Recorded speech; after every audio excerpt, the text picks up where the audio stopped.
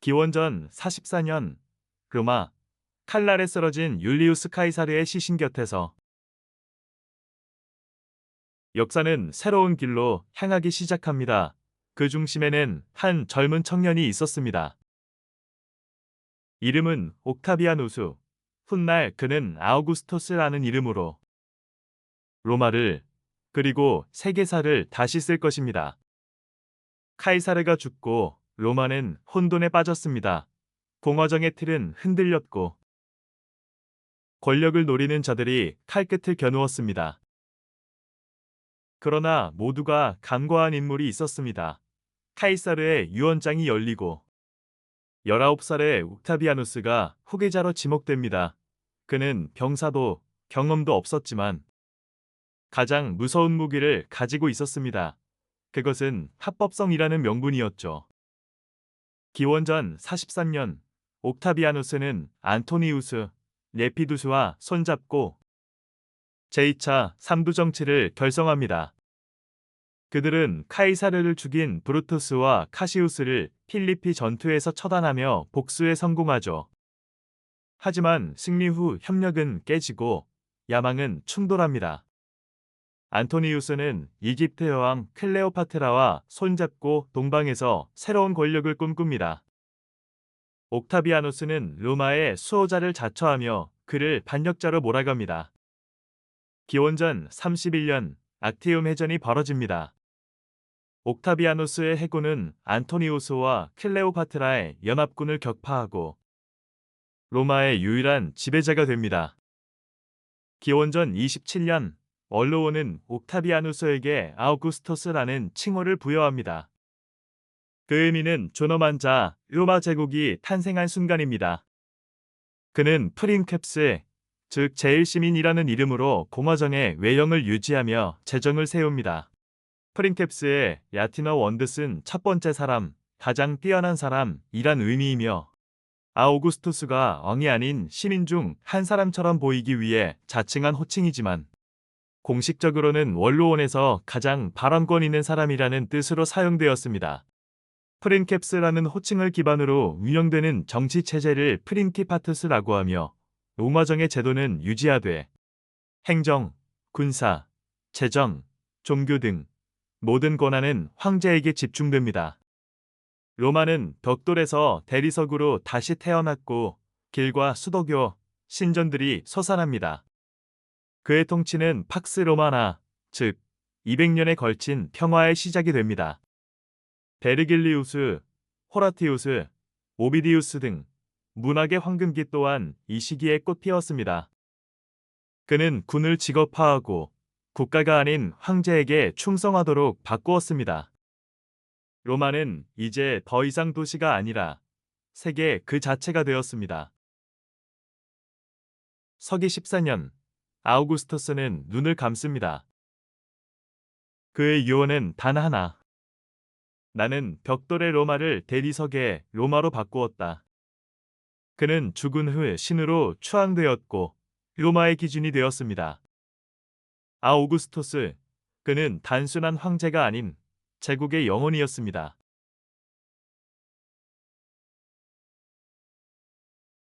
로마 제국의 기틀을 세운 아우구스토스, 그 뒤를 이은 이는 찬란한 빛보다 긴 그림자를 남긴 황제였습니다. 그의 이름은 티베리우스.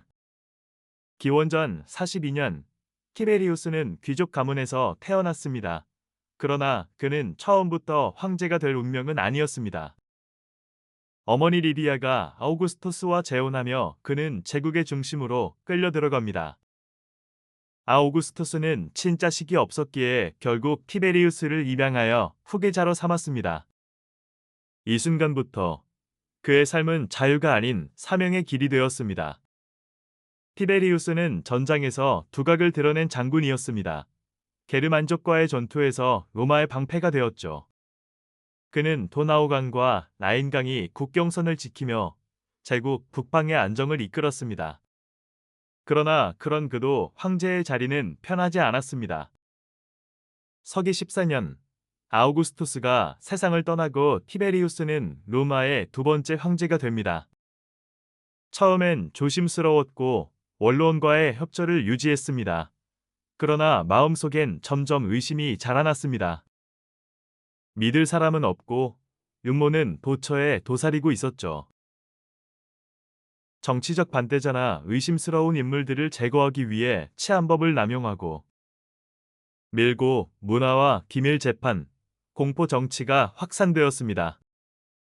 서기 26년 티베리우스는 로마를 떠나 카프리 섬으로 른둔합니다. 통치는 친위대장 세아누스가 맡게 되었고 로마의 공포 정치의 시대는 더욱 깊어집니다. 밀고, 숙청, 감시, 황제의 명령 하나에 사람의 목숨이 오갔습니다. 세아누스는 티베리우스의 신임을 바탕으로 정치적 반대자들을 숙청하고 음모를 꾸며 황제의 자리를 넘보게 됩니다. 서기 31년 티베리우스가 음모를 파악하고 세아누스를 전격 체포 후 처형합니다. 세아누스는 결국 제거되었지만 그 뒤로 티베리우스는 더욱 잔혹해졌습니다. 세아누스와 연관된 수백 명의 귀족 원로원 의원들이 연저 처형되거나 자살을 강요당합니다. 치안법은 국가 반역죄를 처벌하기 위한 법이었으나 티베리우스 시기에는 황제의 명예를 훼손했다는 이유만으로도 처형이 가능했습니다. 일상 대화, 편지 내용, 심지어 표정이나 시선조차 밀고 대상이 되었고 티베리우스는 이를 묵인하거나 직접 명령했습니다. 밀고자는 상금과 피살자의 재산의 일부를 받았기 때문에 로마는 불신과 공포의 사회로 변했습니다. 서기 37년 그는 77세의 나이로 죽음을 맞이합니다. 그의 죽음은 아직도 위문으로 남아 있습니다. 자연사였을까? 아니면 암살이었을까? 그의 이름은 사후에 금기시되었지만 로마의 안정을 이끈 황제였음은 분명합니다. 그는 유능했지만 고독했고 냉철했지만 의심에 잠식된 황제였습니다. 로마는 티베리우스 시대를 지나 새로운 황제, 칼리굴라의 광기로 접어들게 됩니다. 빛나는 제국의 뒤편에는 늘 누군가의 고독이 있습니다. 티베리우스는 권력보다 외로움을 택했던 황제였습니다. 기원후 37년 로마 제국은 새로운 황제를 맞이합니다. 그의 이름은 가이우스. 하지만 사람들은 그를 이렇게 불렀습니다. 칼리굴라, 작은 군화라는 뜻이죠. 귀여운 별명으로 시작된 그의 통치는 곧 로마 역사상 가장 잔혹하고 기이한 시대로 변모합니다.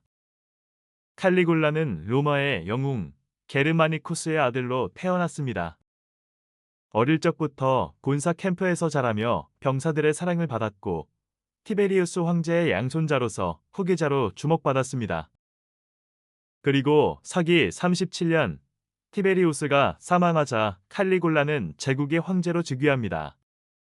그는 초기에는 인자하고 관대한 통치로 로마 시민들의 환호를 받았습니다.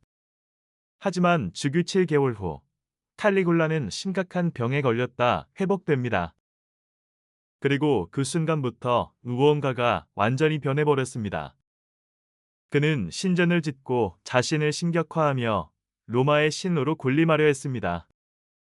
제우스도 나를 두려워한다는 말까지 남기며 신과 동등한 존재로 자신을 선언했죠. 칼리굴라는 원로원을 모욕하고 귀족들을 숙청했습니다. 심지어 자신의 여동생 드루실라를 신격화하고 말 인키타투스를 원로원 의원으로 임명하려 했다는 전설도 남아있죠. 그의 사치는 끝이 없었습니다. 군자금을 탕진하며 황금 궁전, 바다 위에 호와 유람선 등 사치에 몰두했습니다. 수많은 축제와 경기, 검투 시합을 열어 로마 시민들의 환심을 사려 했습니다. 방탕하고 무질서한 연애는 물론이거니와 경제에는 아예 관심이 없었죠. 또한 성적 스캔들로 후대에 많은 전설과 이야기들을 남겼습니다. 칼리굴라는 자신의 거처를 신전으로 꾸미고 자신에게 제사를 지내도록 강요했습니다. 광적인 통치와 경제적 낭비로 인해 로마 재정은 악화되었습니다. 세금 인상과 귀족 자산 몰수로 반감이 커졌고 민중의 환호는 점차 공포와 불만으로 바뀌었습니다. 칼리굴라는 치안법 렉스 마이에스타티스를 이용해 자신을 비난하는 자들을 신성모 독죄로 처형했습니다. 그의 시대, 로마는 더 이상 자유로운 공화국의 기억이 아닌 황제의 기분에 따라 살고 죽는 제국의 심장이 되어가고 있었죠. 결국 41년 1월 그의 폭정에 분노한 황제근이 돼 프라이토리아니가 그를 암살합니다. 칼리굴라는 자신의 궁전에서 칼에 찔려 죽었고 그의 아내와 어린 딸까지 함께 목숨을 잃습니다. 그렇게 로마 제국 최초의 황제 암살 사건은 역사에 기록되었죠. 칼리굴라는 로마 황제 중 가장 관기 어린 이름으로 남았습니다. 그는 신이 되고자 했고 세상을 마음대로 지배하고자 했지만 결국 가장 인간적인 방법으로 죽음을 맞았습니다. 그의 짧고 격렬했던 통치는 로마 제국의 절대 권력의 위험성과 심각화된 권력이 부르는 파멸을 선명히 각인시켰습니다. 한 인간의 관기, 그리고 제국의 침묵.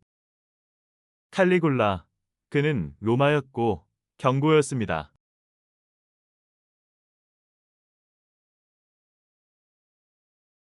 한 남자가 있었습니다.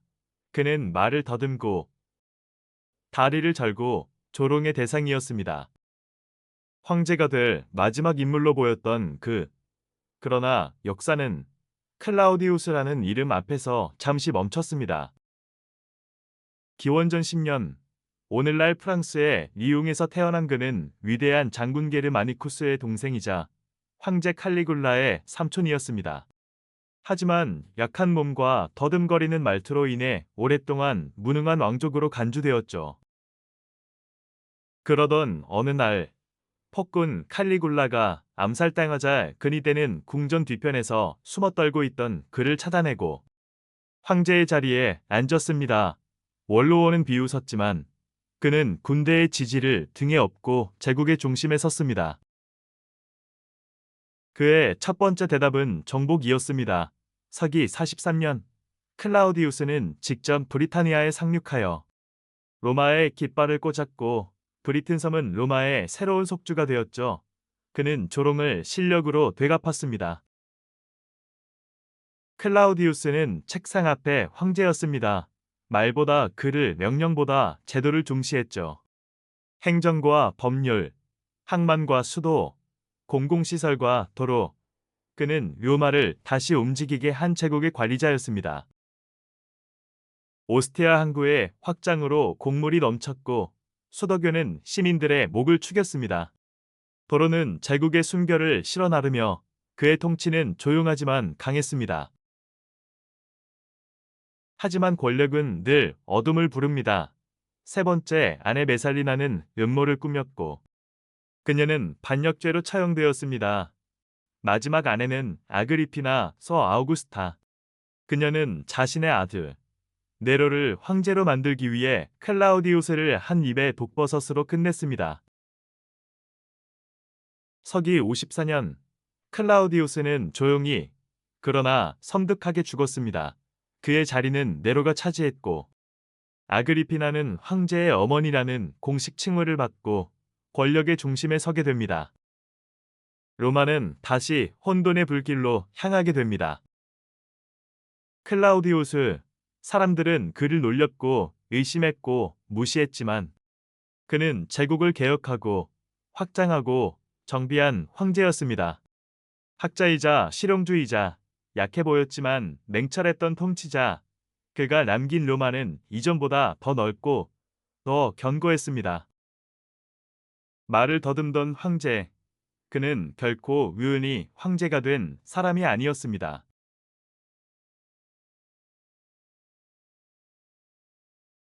서기 54년 16세의 소년이 로마 제국의 황제가 됩니다. 그의 이름은 네로 클라우디우스 카이사르 아우구스투스 게르마니쿠스. 우리는 그를 네로라 부릅니다. 처음엔 놀랍게도 그 통치는 꽤 안정적이었습니다. 스승 세네카와 어머니 아그리피나의 조언 아래 네로는 자비로운 개혁군주처럼 보였죠. 세금 감면, 검투 경기 축소, 인권 존중까지. 하지만 그 평화는 오래가지 않았습니다. 네로의 어머니 아그리피나는 단순한 황제의 어머니가 아니었습니다. 그녀는 아들을 꼭두각시 삼아 제국을 움직이려 했고, 네로는 점점 숨이 막혀갔습니다. 결국 그는 결단을 내립니다. 어머니를 죽이기로. 수차례 시도 끝에 네로는 어머니를 암살합니다. 그 순간부터 젊은 황제는 점점 어두운 길로 빠져들었습니다. 네로는 황제라기보다 예술가가 되고 싶었습니다. 그는 연극과 노래, 시 낭송에 몰두하며 무대 위에 섰고, 로마 시민들은 황제를 향한 찬사와 조롱을 동시에 보냈죠. 하지만 네로는 기분이 상하면 귀족도, 장군도, 심지어 아내도 제거해버렸습니다. 첫 번째 아내 옥타비아는 추방 후 살해당했고, 두 번째 아내 포페아는 임신 중 네로의 발길질에 사망합니다. 이때부터 사람들은 그를 광기의 황제라 불렀습니다. 서기 64년 로마 대화제가 발생합니다. 도시는 6일간 불타올랐고 10개의 구역 중 7개가 잿더미가 되었죠. 소문은 퍼집니다. 불을 지른 건 황제 자신이었다. 불길 속에서 리라를 켜며 노래를 불렀다는 전설. 그는 새로운 도시를 짓기 위해 로마를 태웠다는 의혹. 이를 잠재우기 위해 네로는 기독교인들에게 죄를 뒤집어 씌우고 잔혹한 박해를 시작합니다. 수많은 사람들이 화형을 당하고 십자가에 못 박혔습니다. 네로는 점점 고립되어 갔습니다. 원로원은 그를 공공의 적으로 선언하고 장군들도 반기를 들며 로마를 향해 진군했죠. 네로는 도망쳤고 더는 숨을 곳이 없었습니다. 서기 68년 그는 스스로 목숨을 끊으며 이 말을 남깁니다. 어떤 예술가가 죽는가? 예술을 사랑했던 황제. 그는 결국 제국에 의해 폐위된 최초의 황제였고 그의 죽음은 로마 제정 초기의 종말을 알리는 신호탄이었습니다. 네로는 지금까지도 역사 속 악당 황제의 아이콘으로 남아 있습니다. 그러나 일부 역사학자들은 말합니다. 그가 했던 개혁들, 예술과 문화에 남긴 흔적들, 그리고 권력투쟁 속에서 무너진 젊은 인간의 초상. 네로는 과연 괴물이었을까요? 아니면 제국이 만든 비극의 희생양이었을까요?